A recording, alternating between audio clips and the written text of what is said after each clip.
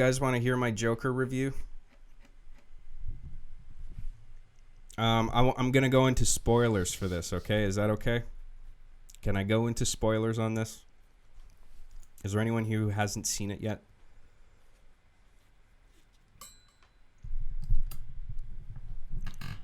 Okay, Joker. It was good.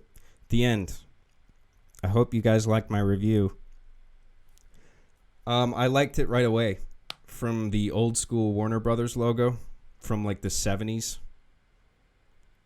I thought that was rad.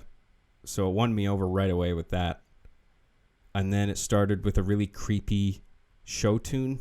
Kind of, I don't know how you describe the piano melody that opens, but like vaudeville or something like that. But anyway, the music is really well chosen. I liked the font of the credits. Joaquin Phoenix, fucking amazing. I mean, whether you like the movie or not, it's worth seeing just to see his performance, because he really takes that character seriously in a way that Jared Leto just did not. Everyone's dogpiling on Jared Leto, and I guess it's justified to a degree, because the story came out that he tried to kill Joaquin's Joker project or something. Like, he knew a guy who worked for the parent company of Warner Brothers, and he's like, hey, I'm trying to make Joker, mine for this era, but now Joaquin's just gonna come along and do the same fucking thing. Like, no.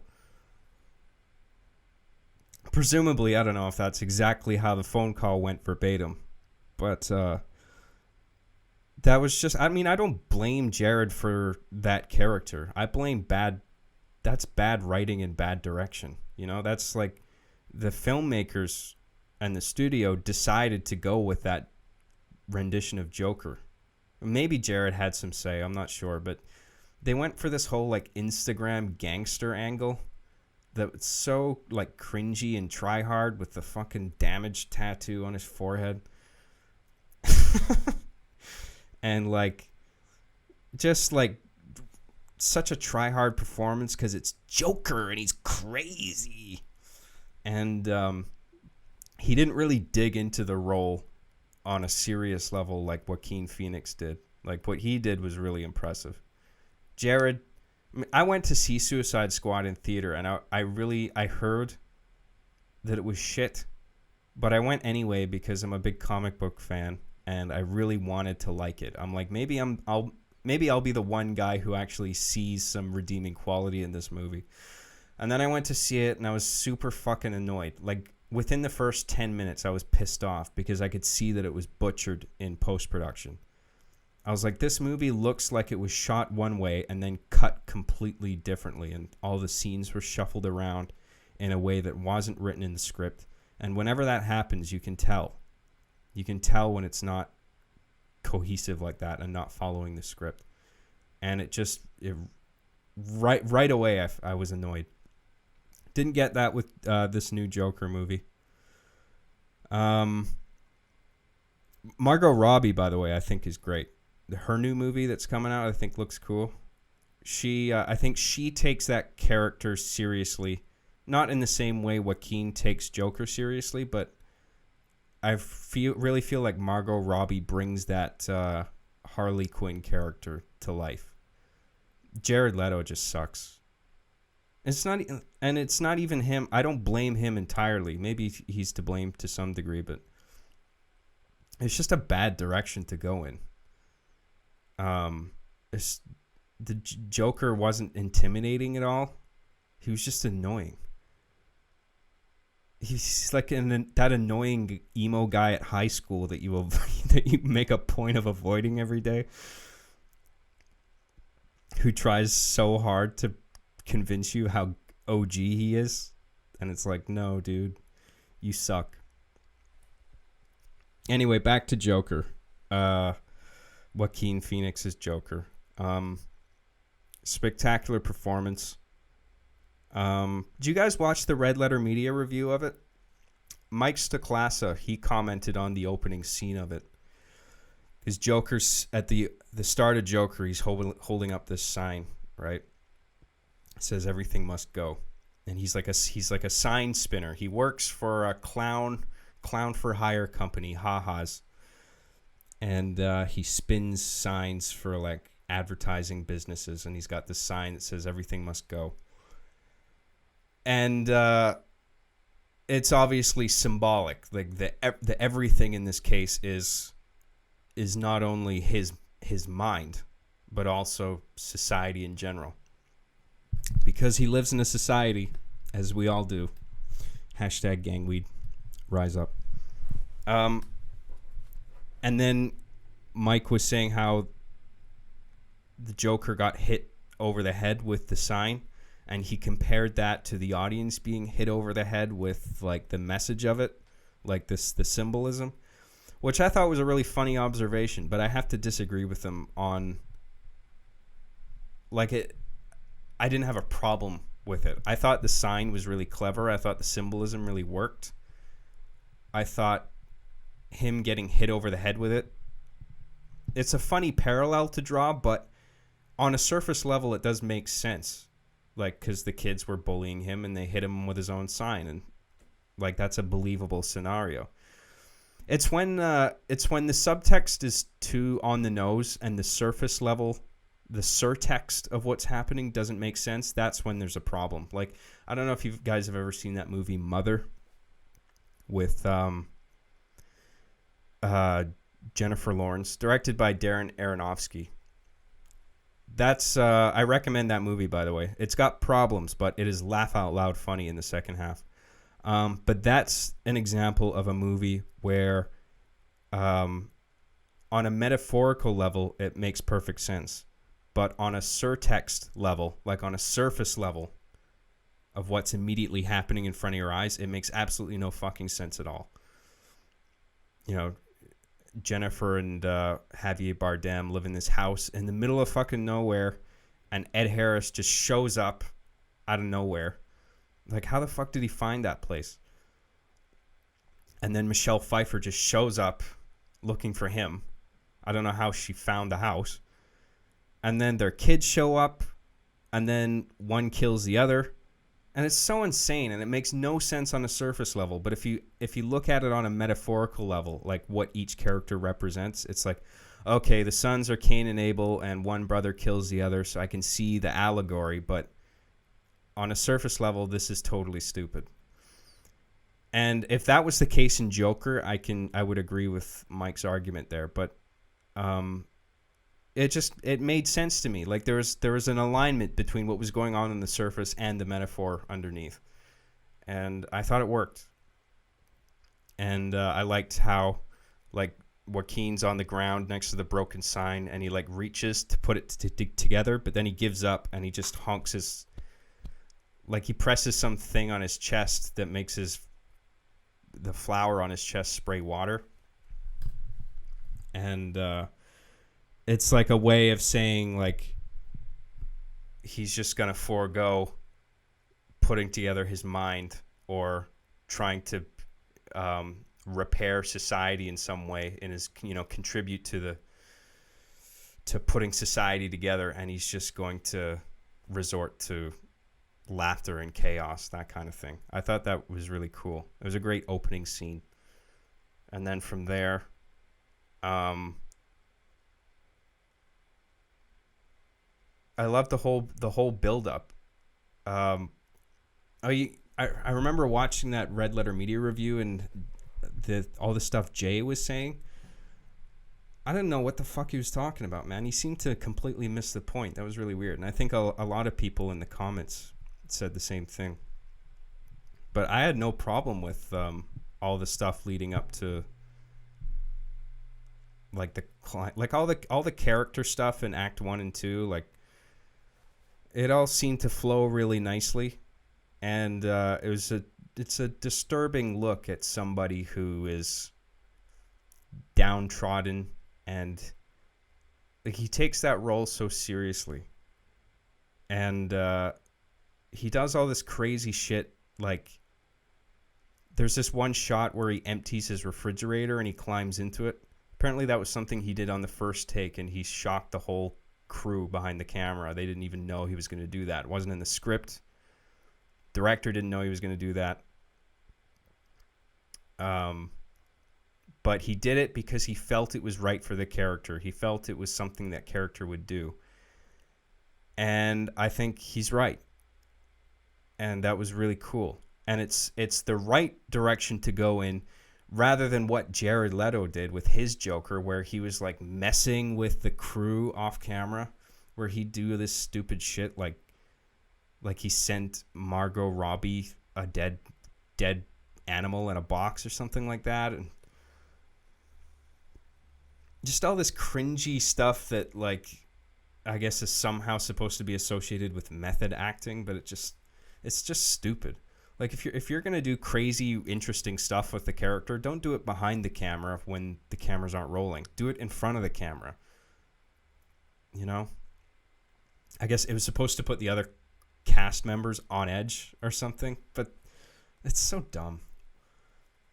I mean, I think that was Jared's sole decision, and it's like, what the fuck were you thinking, Jared? That was stupid.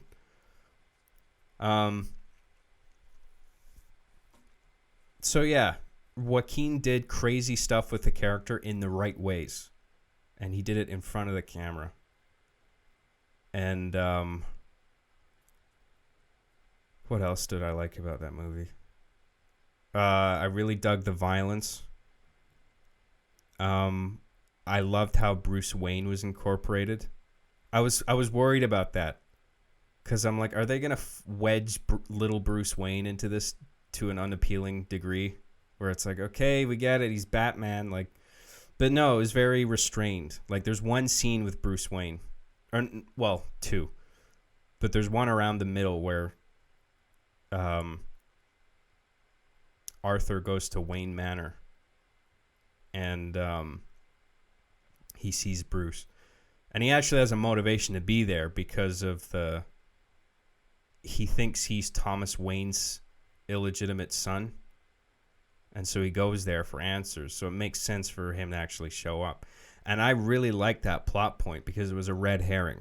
It's an intentional misdirect. You're meant to think like the movie makes you think, it makes you worry at first that, oh no, they're gonna make Arthur like Bruce Wayne's brother, and like they were brothers this whole time, and like they were cut from the same cloth, and one became Batman, one became Joker. That makes you think that's what they're doing, but they don't. Like, the fact is that the mother has narcissistic tendencies. She's a narcissist, and she's all this is in her head. So Arthur is not in fact Thomas Wayne's son. So it puts that misdirect in there, and then it intentionally says, nope, we're not doing that. And I was like, oh, that's great. What a relief. And so Bruce Wayne was really well handled. Understated. Like, you know, Alfred was there. And not too much, though. But, like, you know, I don't even know if he was... Bruce might have said his name once, but it doesn't really... You know... Alfred doesn't come out with a neon sign hanging around his neck saying, I am Alfred. You know, it's just this nicely, like... It's subtle enough where I'm like, this is great.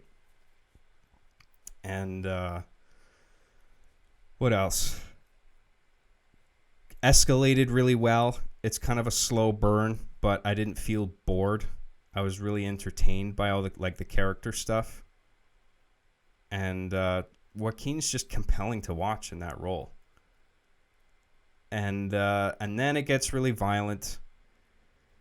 And I want to talk about like all the negative press. I said this the other day about Joker. It's been so divisive in terms of like media opinion. Like, it's either the best movie ever or it's the most morally irresponsible movie ever. And I don't think it was irresponsible at all, because I think anybody who thinks Joker is a morally irresponsible movie is neglecting the role that Batman plays in it. Bruce Wayne might have not have had a lot of screen time in that movie, but he is absolutely crucial to that movie. The reason the movie works is because of Bruce Wayne, even though like he's only on screen for like a few minutes altogether. And you can't really get around the fact that it takes place in the Batman universe because it's a Joker movie. It's called Joker. Like it's the Joker character, and he exists only in the Batman universe. So if you were to take Batman out of the movie, I don't think the movie would work. Some people argued with me on Twitter over this. They said the movie would work even if Batman wasn't a factor, and I don't agree with that. I think I would have had a problem with it if Batman wasn't a factor.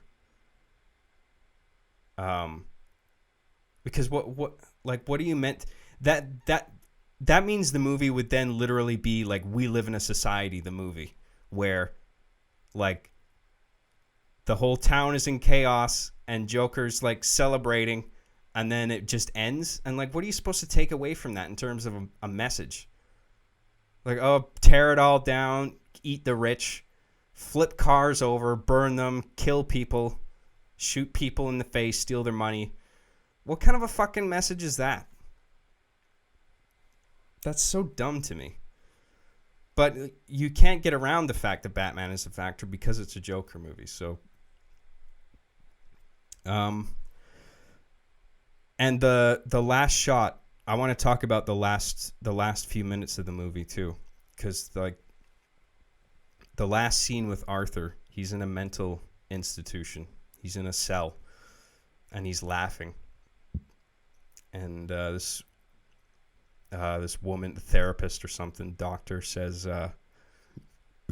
like, I think she asks, "What's so funny?" He says, "I thought of a joke, you wouldn't get it." And then it's like an extreme close shot of him laughing. And then there's a hard cut. I don't think there's any sound design accompanying it, but there's just a hard cut to Bruce, little Bruce in the alleyway, and his dead parents. And then it cuts back to Joker.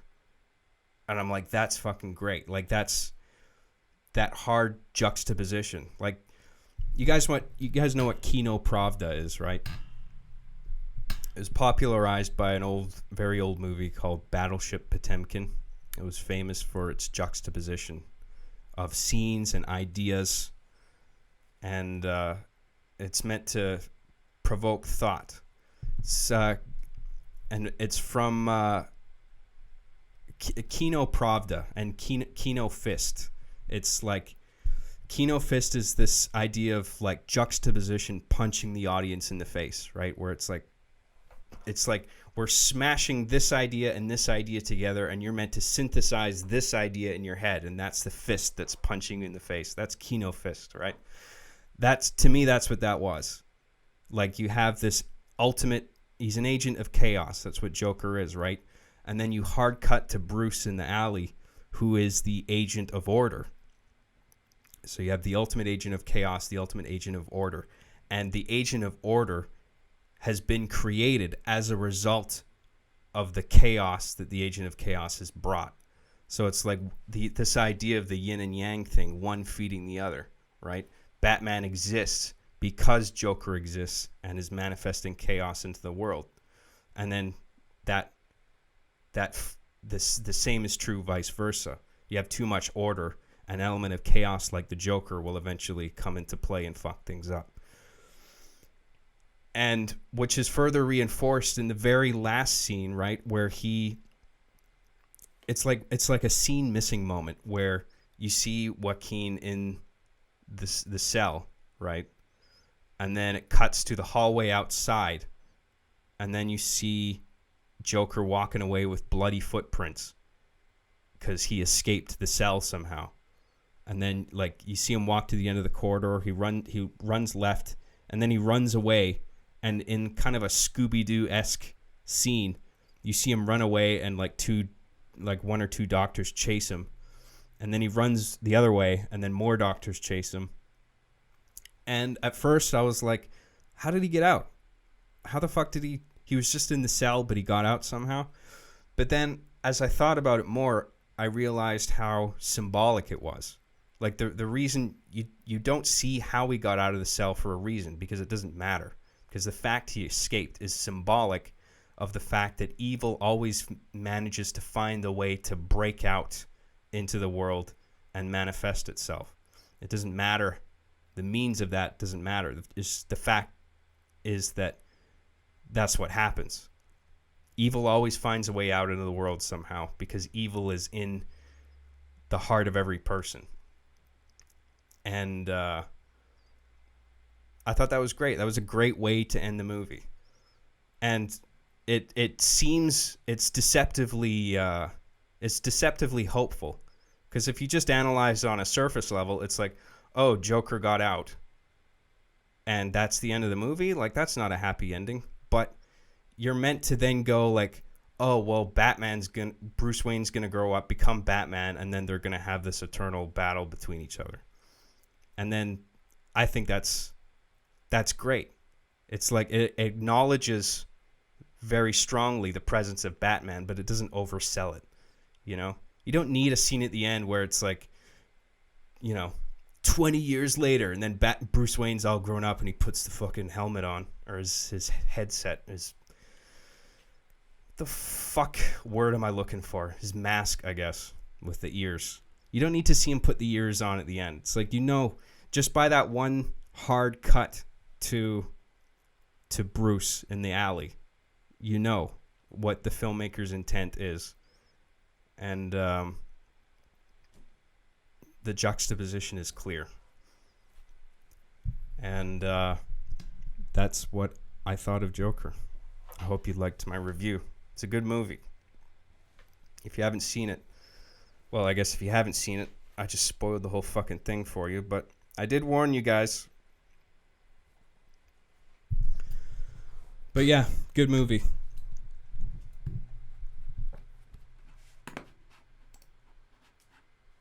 I assume you guys liked it. What's the consensus on your guys' end? Did you guys like Joker? I had a great time. I thought it was great. What did you think of the plot twist where it was revealed that the girl down the hall wasn't really there half the movie? That didn't bother me. I don't know why that would off-put some people. I don't understand why people would have that problem.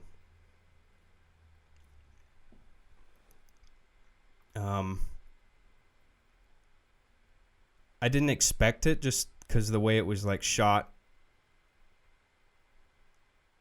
I mean, I figured like it was a possibility, but it was convincing enough. Like, maybe this girl is seeing just enough of Joaquin, or of Arthur rather, that she feels not weirded out by him, but she's just not seeing like the red flags. Maybe she's just seeing him scarcely enough that she doesn't pick up on the psycho factor. But yeah, that part didn't bother me. I don't really see why people had a problem with that in particular. I mean, I think it's a good idea to put that in there. Maybe it wasn't executed as well as it could have been, but it's an interesting... This is another thing that Jay said on that Red Letter review that pissed me off. But he boiled it down to like this checklist where it's like, imaginary girlfriend, check. Oedipal complex because he lives with his mother, check. And I'm just like, you can do that boil everything down to a checklist thing with so many movies, including really good movies. It's like you gotta give Joker ingredients like to work with, like mother. Okay, it's an interesting relationship. Girlfriend, yeah, that's interesting. Do something with that. Like, what's the alternative? Some fucking guy roommate that lives with him named Steve. Like, what are you gonna do with that? He's just there in the background eating pizza with a backwards Supreme hat on.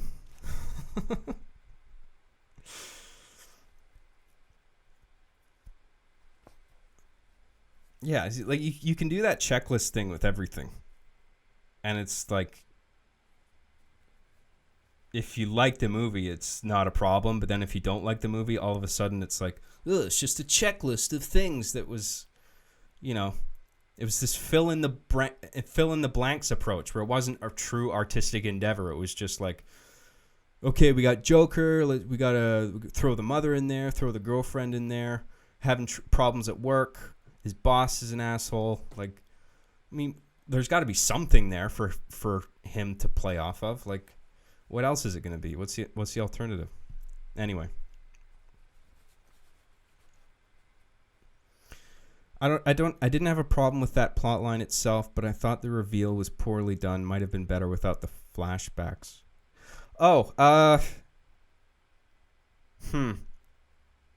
Perhaps, but I don't think it would have played as well if those weren't put into the edit, like flashing back to the scenes with like where you originally saw the girlfriend was with Joker, but then in those flashbacks you see that he was alone the whole time. If the movie didn't have those, I feel like the fact that she was in his imagination wouldn't have played very well. I think people would have been confused. And even though the flashback thing is like really on the nose, I think that's a better decision than to leave them out, because I think people would have been more confused. I kind of agree that was like, it was a little on the nose. Maybe could have been executed better somehow, but I mean, I can't think of a better. Maybe if I spent some time thinking about it, maybe I could come up with something. But I was happy with the way it was. I didn't really have a problem.